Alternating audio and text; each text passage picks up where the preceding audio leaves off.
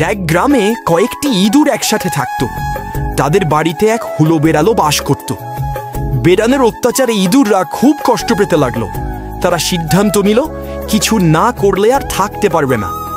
সব ইঁদুর মিলে এক সভা করলো। সভায় প্রত্যেকে নিজ নিজ উপায় বলল।